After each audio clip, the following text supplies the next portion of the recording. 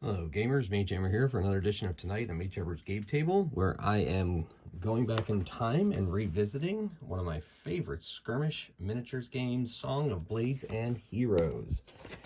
This was updated and I believe 2012, yep, and came out I believe in 2008 originally, and won awards at the Origins Awards. By far, probably the best game to teach new players how to play war games. Probably the best introductory game out there, in my opinion. So tonight, as of right now, I think this might be a single skirmish. If I decide I'm going to continue on with the storyline or a campaign, I might do that. But for now, as of right now, I'm just kind of wanted to break out the Song of Blades and Heroes rules, throw together a couple armies, and throw some dice. Have them clash on the desert. So I don't have a scenario for this. There's several scenarios in the core rulebook. However, I think this one's just going to be old-fashioned, beat up each other until one of them leaves. I guess if I had to come up with a story off the top of my head, it's in a desert area. There's some desert people that are lizards, I guess, lizard men, dragon men, and a lizard. And these folks are crusaders entering into the desert, and they have a holy man guide, a cleric, that is taking them to, I'll say, a location somewhere, but along the way they run afoul of some evil lizard folk who need to eat. And so that's where we're at. So in this party we have the wizard. It's his expedition, Paulden the Purple. Then we have Corson the Crusader. Then we have Lissa the Lethal. Then we have Torridon of Muok, God of the Desert. And then we have a Dwarf Elite. He has not given his name to his companions, as he is just a mercenary paid to accompany them into this Badlands area. This board is much smaller than a usual Song of Blades and Heroes, but that's also because I wanted to play a short game, and I've learned over the years playing this game that the shorter the field, the sooner they get to it, and so forth. Over here, we have a lizard man. Here we have Hammerhead. He's also a lizard man, but he's tougher. Then we have Little Buddy. He's a lizard, Little Buddy. Hi, Little Buddy. Then we have another lizard man. He is remaining nameless. He's just lizard man. I'll call him Sleestack. Kind of looks like a Sleestack from Land of the Lost. Then we have the leader of the group, Resir, the Dragon Man. Resir and this next miniature I'm going to show you, they have a breath weapon. It's a short shooter ability in this game. And then we have Raider, the Dragon Man, also with a breath weapon. I'm not necessarily going to go over the rules of the game. It's a very balanced game. It has point costs, and there used to be a army builder online. I have several armies I put together. There's also a formula inside the core rules to show you how to put together your own armies. But really, I mean, there are so many pre-made armies. That's pretty much just what I use. He's got all kinds of stuff here in the back of the rule book. Andreas Safilogoi of Ganesha Games, one of my favorite game designers. So anyway, so there's already a ton of pre-made models and units, or whatever word you want to use. So are these dice showing up on camera okay? I may have to switch those out. I think these will show up okay. Yeah, I'll switch these out.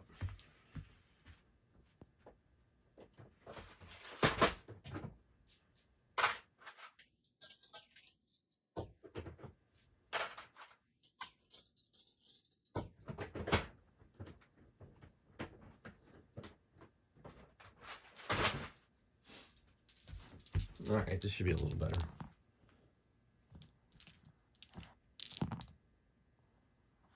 Are they better? Maybe not, man. I know this makes for scintillating content, but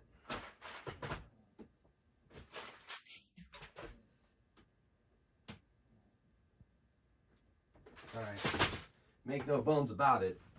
I tell you, these I treat each one of my videos like a live stream. There's no editing. This is me gaming in my basement, for better or for worse. So I have a set of dice I'm looking for that I think will be perfect. So I'll go ahead and do that. If you are interested in this game, I have several other videos that are up on my channel that feature Song of Blazing Heroes, plus Fear and Faith, Mutants and Death Ray Guns, all kind of run on the same activation engine and almost the same combat. I'm not going to find my dice in time. I guess that's what I get for having a busy day at work and coming home and trying to throw this together.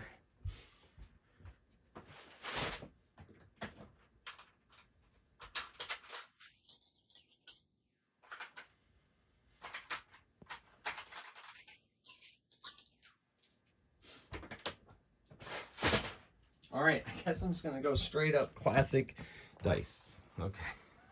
Sorry, folks, for that little delay. Let's get into the game. All right, you have to figure out the rules as you go. I'm going to roll to see who is going to activate first. One of the greatest things about this system is the activation system. I just think it's pure brilliance, pure genius. All right, so the interlopers here in the desert will activate first. Now, using the rule that if they're more than 2 sticks apart, are they more than 2 sticks apart? Holy moly. The closest one to the closest, they are not. So I'm going to have to activate as per normal. No problem. All right, so Corson, the Crusader, is going to head up. He is a hero, so he gets basically a free activation. So he's going to roll 2 dice and have a automatic activation on top of that. And he gets 1 failure, 2 activations. He is in heavy armor, and I believe that may put him at slow. It's not. It would be in the heavy armor description. I'll turn right to it.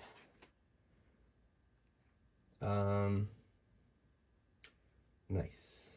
Oh, they just can't stealth, and they have -2 on climbing rolls. Okay, cool. So he is going to go forward 1. In this game, it's from edge to edge of the stick, and then he's not one to skulk and hide, so he's gonna make himself available for their combat. So he's gonna make himself over there. So he has activated. Now you continue activating on your side until someone rolls 2 failures. So Lissa the lethal, she's only gonna roll 2 dice, and she gets 2 successes. Roll these where you guys can see them. So she has a medium movement as well. And she's going to make her way up to there. Then we're going to move up Tordin, a Moloch, God of the Desert. 1 failure, 1 activation. So moves there. It's 1 activation. Then the Dwarf Elite. 2, he has a short move. 1, 2, okay, making his way forward. And then finally, I'm going to roll all 3 dice for my final activation. You can only activate each model once per turn until activation switches. He is not casting any spells. He is just going to move forward. And he gets 3 failures. Thank goodness I wasn't casting spells, because that would have been no more spells the whole game. So he failed to move, and that ends the turn on this side. So now we move over to the lizards. Well, obviously these lizards are going to go. So this lizard man here is going to activate first. He's going to attempt 2 activations. He gets both of them, a 6 and a 5. He has a medium move, so 1 move up, and another. He moves into his second move. Wait, is he? Where'd I have him? I think that's going to put him. Yeah, it puts him in base contact Crusader, so he can use the second activation to attack. So the way combat works is each combatant in melee combat rolls a die and adds it to their combat score. This lizard man has a combat of 4, and Corson the Crusader has a combat of 4, so we'll see how they come out. Oh my goodness. So Corson rolled a 10, and the Lizardman rolled a 5. So that doubles the Lizardman's battle, so he is removed from the battlefield. He is defeated. Just like that. First combat. Wow. Okay. Second activation. This Lizardman is going to move up on Lissa. And it gets 2 failed activations and switch sides.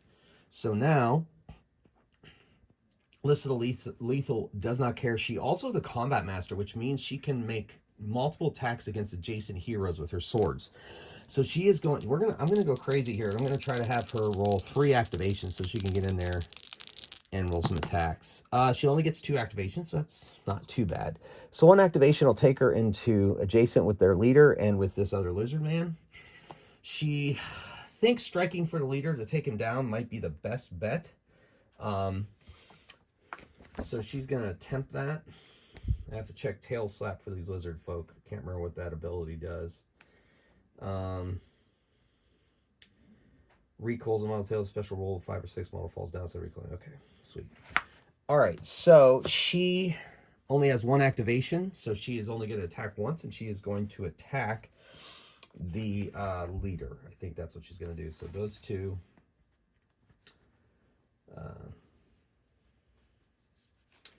Okay, so they're going to roll. Resir only has a combat 3, while Lissa has a combat of 4. So she rolls a 10, and Resir rolls an 7. So she wins the combat, and it's on a even number, so he is set down on the battle. If it was an odd number, he would have recoiled. Okay, that makes him more vulnerable to attack. All right, so now we're going to move the Dwarf Elite up. He's going to make 2 activations. He gets 1. His quality is 3. So he is going to move 1, heading into the combat slowly. I guess as a dwarf would, I guess, in D&D. All right. Then Torden is going to move up just in case. He's going to make, he needs a 4 or higher. He fails, so now it passes turn to the other side. I have to activate the leader. So he's going to make an activation of 2, and he fails both. Holy moly. Okay. Well, switches over again, and so Lissa is going to attack him, and I think she has a -1, and I think I forgot to do that, because when you are up against multiple attackers in this, it's -1 beyond the first, so I forgot to -1. I still think she would have won it anyway and knocked him down. So anyway, so she is going to attack the leader now. Because he's fallen, she gets +2 to hit, and if she wins, is successful, he is automatically killed because he is down. However, she is at -1 combat because she's adjacent to that one, but she might be able to make multiple attacks. So she is going to roll 3 activations, and she has a quality of 3, so she has 3 activations. Excellent. So she is going to attack the leader with a she gets +2 on the leader. A power blow gives her an additional +1, so she's going to power blow the leader and then make a single attack against the other opponent because of her combat master. So against the leader, she gets +3 to this roll, and the leader is at a +3, yes, and the leader is still fighting at a 3. So he gets a 9, and she gets a 5. Okay, so he manages to fight her off despite the fact that he's on the ground, and she had a +2 advantage, +3 advantage on him. All right, so he rolled not, so she is pushed. She is fallen, and I don't believe she gets to make her other attack, But I think I can have her stand up instead.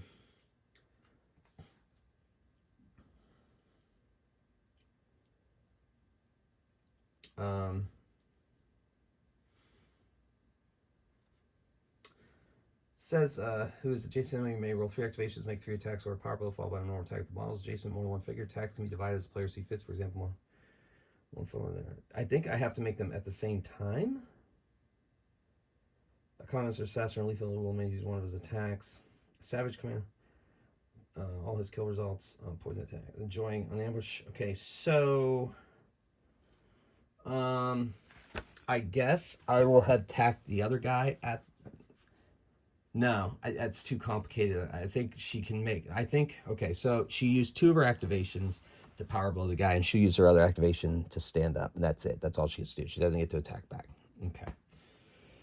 All right. A little complicated right out the gate, but it wasn't very clear in the rules, and I don't have time to look it up on the interwebs. So we're going to go with it as we go. All right, so Corson the Crusader now has an action. He is a hero. No, he is not a hero. Yes, he is a hero, so he gets a free activation.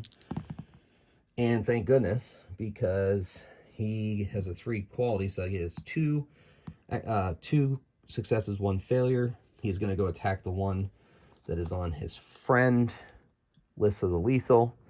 And he is in base-to-base combat with that guy. And so they are going to attack. All right, so he is going to get a plus. He has 4 combat. This lizard man here is adjacent to an enemy, so is at -1 to its combat. And so it is at a 3 combat. So 4 combat versus 3 combat. 7 versus 7. Tie, nothing happens. Okay. Things may have been switching. All right, so now we go to Torden here. 2 activations. He gets 1 of them, and he moves 1 stick, heading towards the fray, maybe trying to go over to heal some people. And then we'll do Pauldron. He's not going to cast any spells, just try to get into the action. He can't move more than 2 in a round, I don't think. I don't think so. Activations. A little rusty on the rules, but the rules aren't that... the rules are just... they're just great. Okay, so...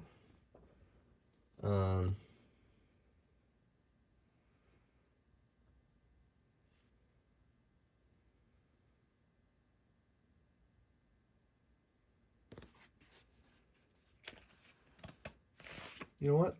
I don't think so. I can move, as long as I'm moving a straight line, I think I can go all 3 movements like it's a dash. And I'm going to get behind this rock. All right, over to the lizard folk. Okay, so the leader is going to attempt to stand up again. And he at least stands up, but he doesn't have another activation to attack. But at least he's not as vulnerable as before. I'm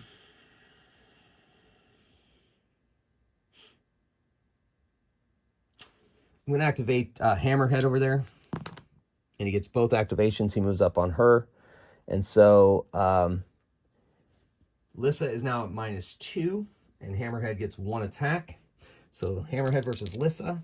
Lissa normally has a combat of 4. She is at combat 2. And Hammerhead is at combat 4. He gets a 7. She gets a 6. He wins. She goes down, which is going to make her vulnerable to this other lizard man's attack. He's going to activate. He gets both activations, so he's going to do a power blow. And he has -1, so he has 4. Power blow is 5, -1 is 4. So he's back to combat 4. And he also gets +2 to this roll because he's attacking Lissa, who is vulnerable. So +2 to this roll. And she has she's in bad shape because she is at a 2. All right, so she gets a 5, and he gets a 5. So wow, okay. So she manages to fight him off and parry his attacks. Awesome. Okay, so now the lizard, well, all the action seems to be going on over here on that far side of the battlefield. So little buddy is going to activate. It only gets 1 activation because little buddy has like a quality of 4. So he's able to move up on the Crusader to give him a minus at least melee combat, but cannot attack. And then Dragon Man cannot shoot into melee. He's going to go after the wizard. And he has a quality of 3, so he has 2 activations. He's going to go here. Then that would cost him a short stick over that rough terrain to go straight at the wizard. So he's going to. So he is now in contact with the wizard, but cannot attack. Switch side. So we got to do Lissa. We got to get Lissa up. But you know what, Lissa is going to take some chances here. Oh my goodness, Lissa. So Lissa, she stands up, but she can't attack, and they pass turn. Oh my goodness. All right, so the leader, Resir, is going to attack her. He's at a 3. She's at a 2. 3 versus 2. He gets a 4. She gets an 8. She doubles his roll. She doubles his roll and kills him. He goes down. Oh my goodness. Okay, so when the leader dies, they all have to make activations, I believe. He was a leader. They have to make activations when they're down below 50%, I think, when the leader dies, and if there is a gruesome kill. That was not a gruesome kill. However, I think they have to make a roll when their leader goes down.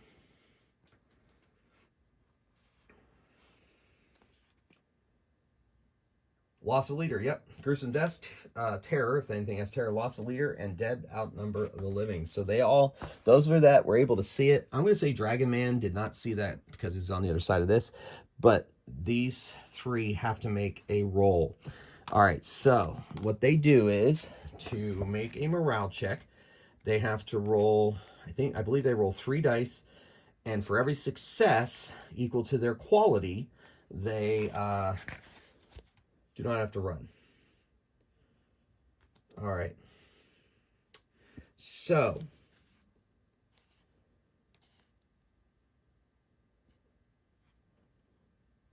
if a model engaged in melee runs away because of a failed morale check, he receives a lethal free hack for the enemy or enemies from whom he is disengaging. If he loses free hack, okay. So to make a morale check,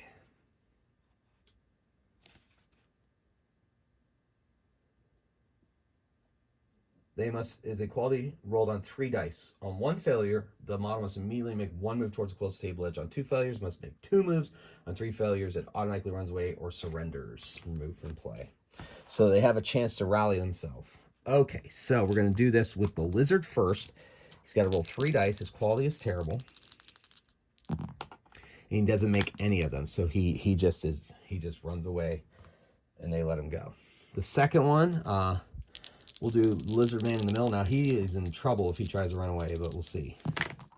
Oh, I think he made it. He has a quality of 3.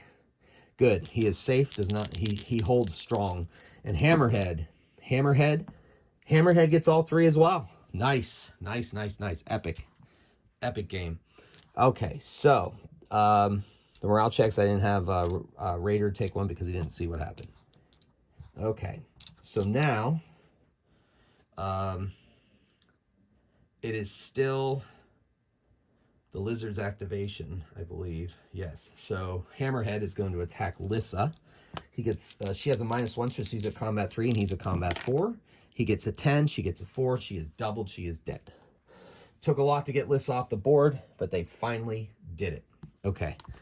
So right now, the dead do not outnumber the living yet on that side, and this lizard guy, wait, did I activate? Okay, he made that activation. Okay, he just did 1 attack. Lizard Man here is going to try to activate. Oh, he's using the wrong dice, so I have to use the correct dice. Okay, so he makes it, and he's going to power blow.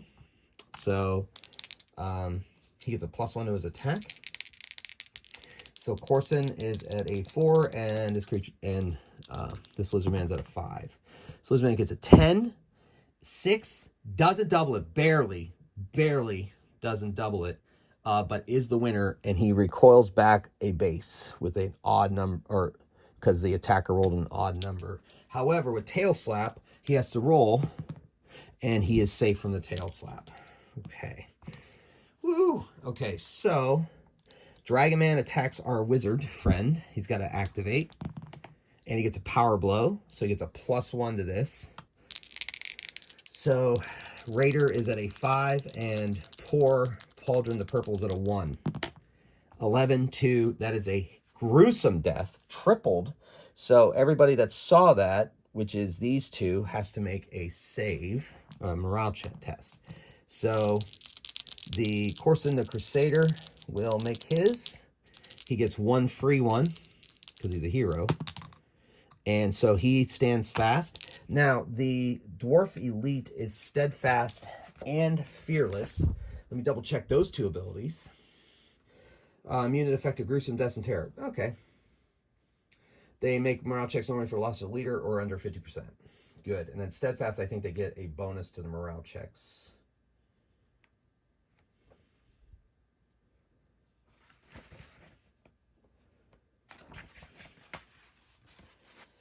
+1 morale rolls, yeah. Let me double check hero to see if he...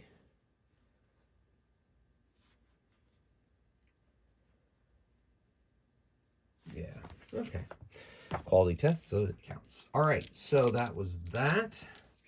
They are not outnumbered by the dead, and so that is all of their moves. It is now over to the heroes.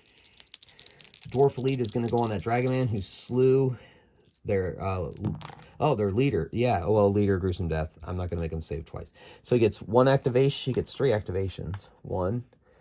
I'll say he's close enough, and he gets a power blow. So he gets a +1. While Raider is at 4.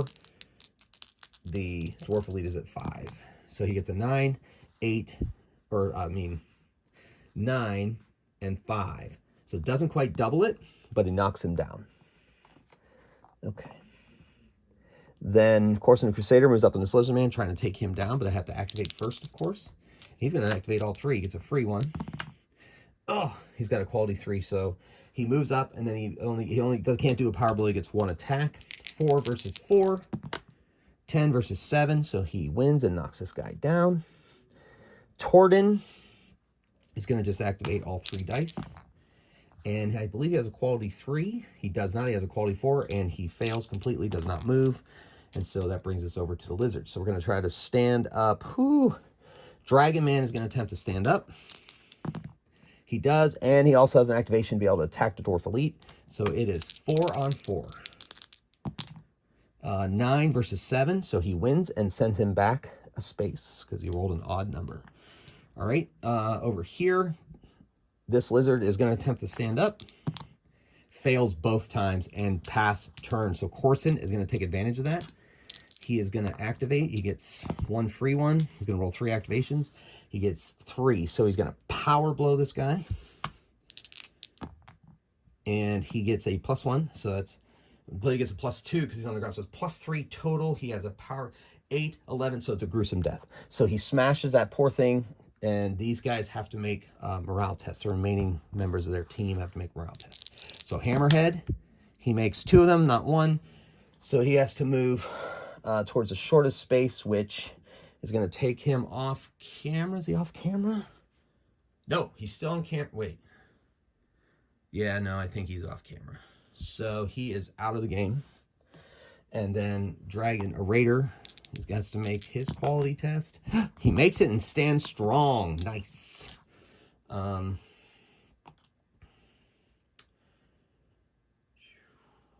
So hideous death. And so Dwarf Elite is going to try to activate all 3. He activates on a 3. He gets 2 activations, moves up and attacks 4 on 4. Swings that axe. Ooh, 9 versus 6, so he loses. And he goes back another pace. So that Dragon Man just keeps pushing him back. And Torden activates on 4, so he gets 2 moves. 1, 2. All right. So now Dragon Man, he's just going to run away. He's not in contact, so he runs away because he is outnumbered. And so that is the end of that. Hopefully you enjoyed that. I know I was a little rusty on the rules. I don't know. That was a lot of fun. I may end up following these characters a little bit further. There's campaign rules and Song of Blades and Heroes, so let's see if the people survived. And then we'll know what's coming back next time. So, campaigns, survival table. So after the battle, all will automatically survive to fight next battle. Make quality roll on 3 dice for any model eliminated during a game. Okay, so these two didn't run away. They were defeated in battle. And I won't be running the lizard men in the next one. So they have to make a quality check. Because if I do, it'll be different foes. So we'll do Lissa the lethal first. Oh, Lissa. She's dead. Because if she gets 1 success, model skips the next game, then returns to action as per 2 successes above. But she is out. So I think for my purposes, if I continue this campaign, she's just been retired. She is going away to be retired. Now we have to make a quality check for the purple one. All right. See how if he fares any better. He has a 3 quality. Just 1. Okay. Well, they were hurt really bad. I think one of them had a hideous death anyway, so. All right, so these 3 will continue. If I go into my next thing, I definitely will follow these same characters, and maybe they would have gone to an oasis and had to recruit some more adventurers to follow them to their next destination. Well, that was Song of Blades and Heroes. Once again, I apologize for being a bit rusty, but I think you got the idea. And if I play again on my next video, I promise it will be a lot smoother. If I don't, I will be doing something else, so we may not have to worry about it. I just wanted to kind of break out the old Song of Blades and Heroes and just kind of revisit. All right, well, thanks, folks. Thanks for watching. As always, keep on rolling dice and playing games. Thank you for all the support of my channel. Mage Hammer, out.